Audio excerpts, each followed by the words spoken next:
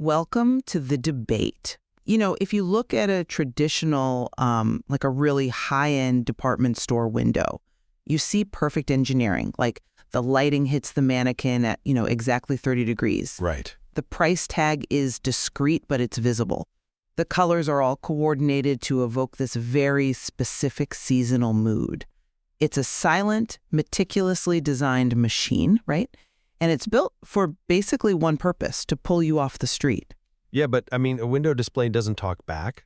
It doesn't smile at you. It definitely doesn't remember what you bought last week. And it certainly can't answer your questions about, the fabric.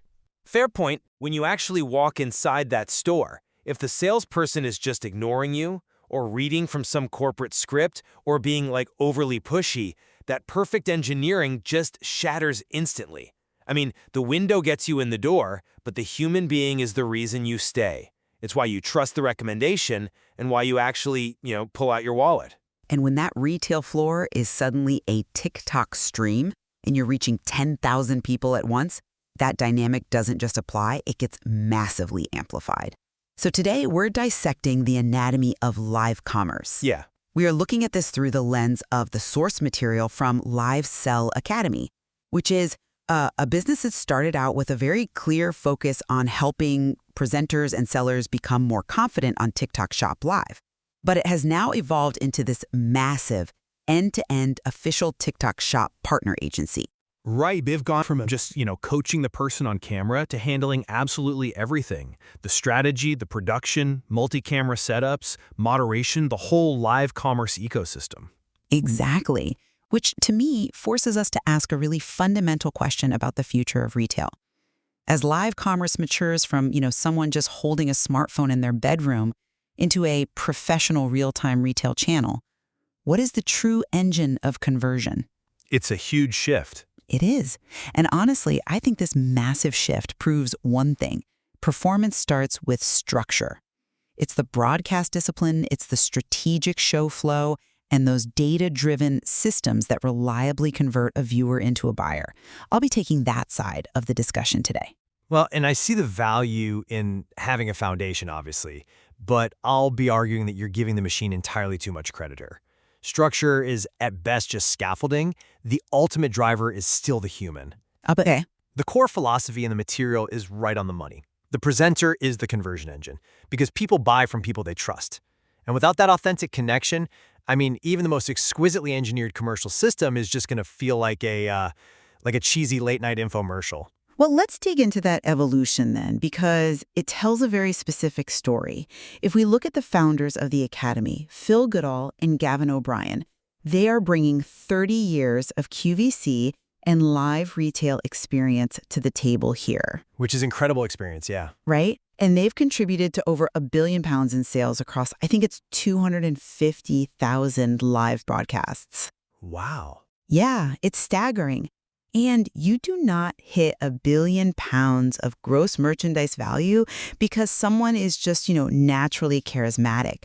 You hit those numbers through repeatable, scalable systems. That's a compelling argument, but have you considered that QVC is television, social commerce is entirely different? The audience expectation is different. The medium is different, sure, but the commercial reality is exactly the same. To translate that massive scale to the fast-moving world of TikTok Shop, brands need way more than just enthusiasm. They are bringing in OBS setups now. Right. And for those unfamiliar, OBS is open broadcaster software. It basically turns a bedroom stream into a professional multi-camera TV broadcast. You've got graphic overlays, polished audio, dynamic camera angles. A single confident presenter, no matter how engaging they are, simply cannot overcome a poorly designed product flow or a broadcast that just lacks professional rhythm. Okay, but look at the actual human proof in the material. When they talk about the real breakthroughs these presenters had, it wasn't a multi-camera rig that changed the game for them. Well, we have a testimonial from a TikTok presenter named Michaela Kay, right? She talks about how Phil opened her mind, and what she points to as the turning point was a visualization exercise that helped calm her fears. It wasn't the software. And another presenter, Ava G., she emphasizes that her success came from finding a genuinely comfortable, supportive space to refine her presence. The transformation was entirely internal. Hold on, let me stop you there and ask you to clarify something for me. What is that visualization exercise actually doing mechanically? Because visualization sounds a little bit abstract, a bit self-help, frankly, when we are talking about hard, measurable retail sales. How does a visualization drive a purchase? Oh, that's the perfect question, actually, because it's entirely rooted in human psychology. It's about psychological safety. When a normal person stares into a tiny glass lens, knowing there are thousands of people judging them in real time, the body's fight-or-flight response just kicks right in. Oh, absolutely. They get stiff, they start talking way faster, they put on this fake salesperson mask, and the visualization exercise calms that nervous system response. By mentally walking through a successful, relaxed interaction, the presenter drops the mask. Right. They speak naturally the way they would to a friend. And when the presenter drops their mask, the viewer drops their guard. That is how trust is formed. You simply can't code that into open broadcaster software. I hear you on the psychology of the presenter. I really do. But let's look at the psychology of the buyer, which is heavily dictated by the structure around that presenter. I mean, safety and confidence actually come from knowing exactly what you are doing. If I throw you on a stage with no plan, no pricing sheet, and no real understanding of the products, you will be terrified, mask or no mask. Well, sure, but nobody is arguing for total chaos here. But that's just it. The confidence is a byproduct of the engineering.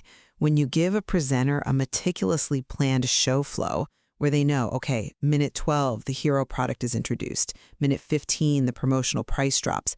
They can relax. Because they aren't guessing? Exactly. Let's walk through the actual viewer journey and the metrics that matter here, because this is where live commerce actually becomes a science. Go ahead.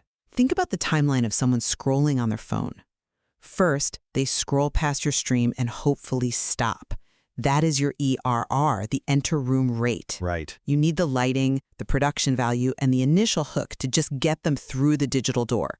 But getting them into the room isn't enough, right? Oh, definitely not. They swipe away in like 3 seconds if they're bored. Exactly. Which leads us to the next metric, which is AVD, average view duration. How long do they stay? If you just have a charismatic host telling authentic stories without a plan, the algorithm notices that nobody is actually buying anything, and the AVD drops. Okay. You keep AVD high through a structured rhythm. You tease an upcoming deal. You demonstrate the product physically. And that brings us to the sharp end of the stick. CTR, click-through rate, and CO, click to order. And this is where we see things fundamentally differently. I come at it from a different way. Because you're talking about the viewer as if they are a pinball bouncing through a machine of acronyms. Because those acronyms represent human actions. You do not get someone to click the basket and order just by smiling warmly at them. You do it through strategic, calculated offer stacking. Offer stacking, right. Yes. You don't just say, buy this. You say, here is the product. Here is the bundle we are including for free. And here is the promotional price that is only valid while we are live today. That layered value proposition forces a decision. That is structural engineering, and it is the only way you drive sustained GMV, gross merchandise value. I understand the mechanics of the funnel, but let's unpack why someone actually clicks that button. When you have a stream with high views but low sales, meaning high impressions but a flat GMV, that is a buyer psychology problem. The viewer is hesitating. They are thinking, will this really work for me? Is this authentic? A spreadsheet can't answer that. LiveSell Academy has this brilliant proprietary framework called the REAL method, and it addresses this exact hesitation. I'm glad you brought up the REAL method, but let's actually define it for the audience. Let's do it. R stands for Radiate On-Air Presence. E is Engage with Authenticity. A is Align Products with Storytelling, and L is Lift Buying Barriers. Right. Let's look at what radiate actually means mechanically, okay? It's not just a vague positive feeling. It's mastering the physical technique of looking directly into the camera lens, not at the screen where you see yourself. It's projecting energy so that the person on the other side of the phone feels like you are making direct eye contact with them. That commands attention. Then you move to Align Products with Storytelling. The golden rule in the material here is that features tell, but stories sell. I completely agree with the storytelling aspect. Stories are vital. But I'm not convinced by that line of reasoning for the whole method because you're glossing over the L in that exact same framework, lift buying barriers. What does the material say that actually entails? It explicitly involves preempting objections and using urgency. Things like limited time, limited stock, live-only exclusives. Right. That is a call to action. It's a CTA. That is calculated, strategic selling. You are deploying a specific promotional lever at a highly calculated moment in the broadcast. The real method itself relies entirely on the commercial machine to work. Wait, but how is that urgency delivered? Because this is the trap so many brands fall into.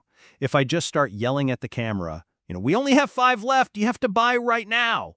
If you're a listener, you know exactly how that feels. You roll your eyes and you swipe away instantly. It feels like a scam. Oh, absolutely. Because fake urgency is terrible retail practice. Yes. Exactly. And the material notes it must be done without pressure.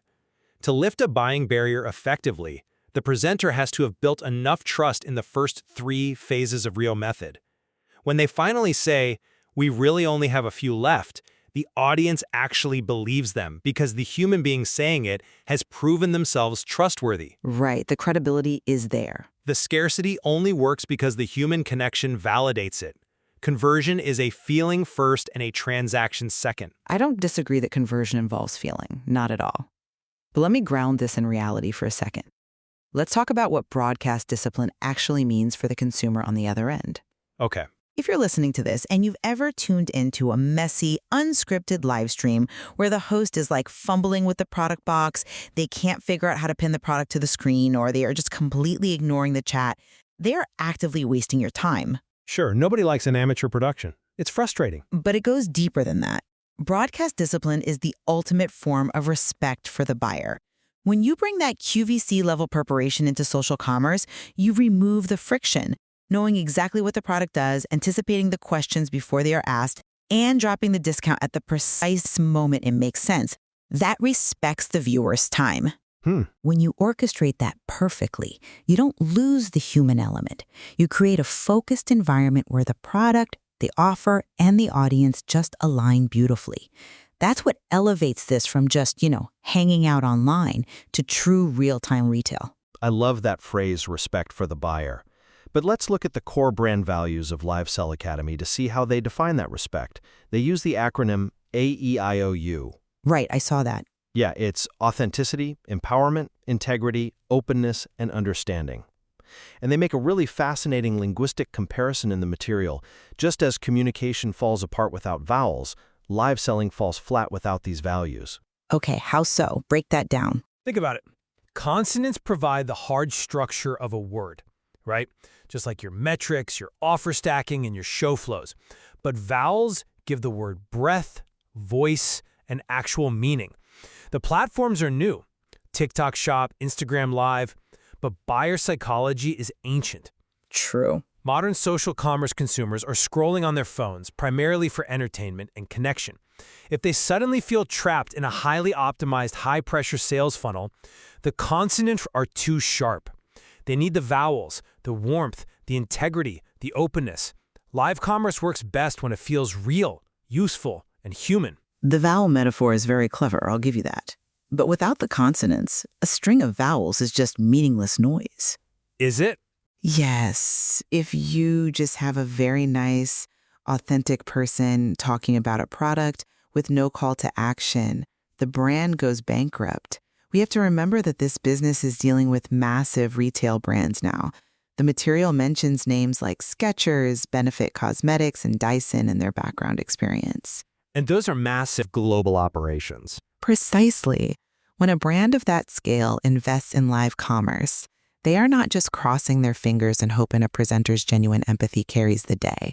They require forecasting. They need sales targets. They need to know that the first 30 minutes of a stream will yield a specific return on investment. Right. The human element is the vehicle, absolutely.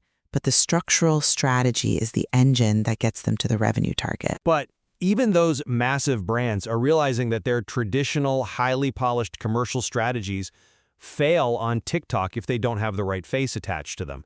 let's talk about the magic of real-time retail, which I'd argue comes from the presenter's ability to pivot away from the plan. Okay, give me an example. What kind of pivot? Okay, imagine you have your perfectly engineered show flow, right? Minute 14, transition to the hero product.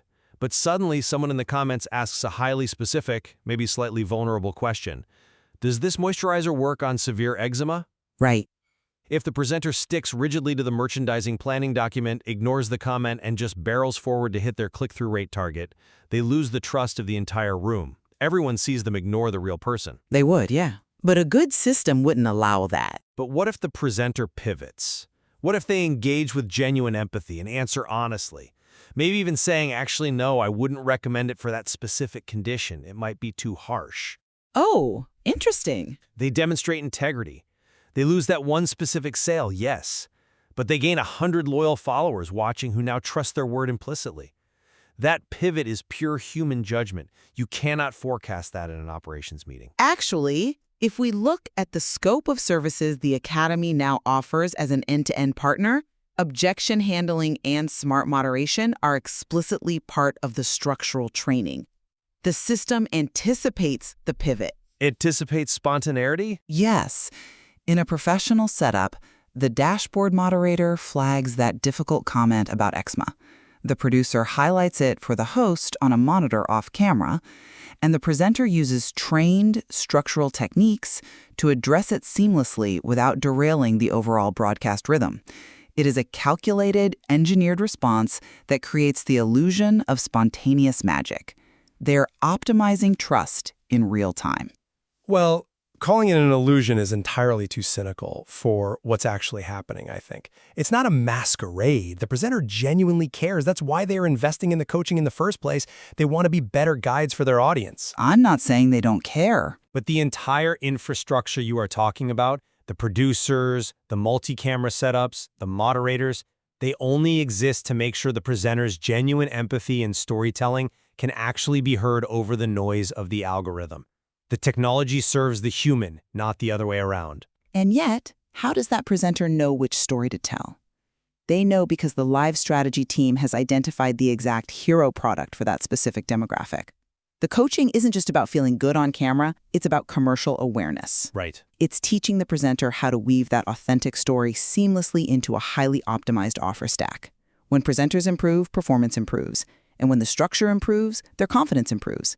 It is a symbiotic relationship, but the structure has to come first. I think we're actually circling the same profound truth from different angles here. It is a really delicate balance. To achieve conversion without hype, to sell without sounding pushy, requires immense emotional intelligence. It really does. You can map out a show flow with all the acronyms in the world, but the presenter has to conduct the orchestra in real time based on the feelings of the audience. They're the ones turning cold features into warm stories. It really is a fascinating intersection. To bring it all together from my perspective, the rapid professionalization of live commerce, evidenced by the fact that brands now require full-service live commerce operations, it proves that sustained success is a designed process. When you bring broadcast discipline, rigorous data review, and meticulous planning to these platforms, you create a commercial machine that reliably converts. Performance starts with structure. And from where I sit, while that structure obviously provides a vital foundation, the soul of live commerce remains the trusted presenter. The metrics, the ERR, the AVD, the GMV are ultimately just lagging indicators of human connection. Without a human heartbeat, without the authenticity and storytelling outlined in the real method, the most perfectly designed commercial machine will simply fail to turn a viewer into a buyer. The tension between engineering a flawless commercial machine and nurturing genuine human connection really is the defining challenge of modern retail. It's what separates a passing fad from a fundamental shift in how we shop. It really is. Figuring out how to balance those two forces, the analytics of the dashboard and the empathy of the host, is going to be essential for anyone stepping in front of a ring light or walking into a professional live studio in the coming years. There is so much more to explore in how these dynamics are reshaping our online lives. We invite you to dive into the source material to form your own perspective on the future of shopping and how live commerce operations are changing the landscape. Because at the end of the day, whether you're staring at a meticulously designed department store window Well, I guess we shouldn't use the ellipsis. Whether you are staring at a perfect window Or having a genuine conversation with the person inside, the question remains, what actually makes you want to buy? Thanks for joining us.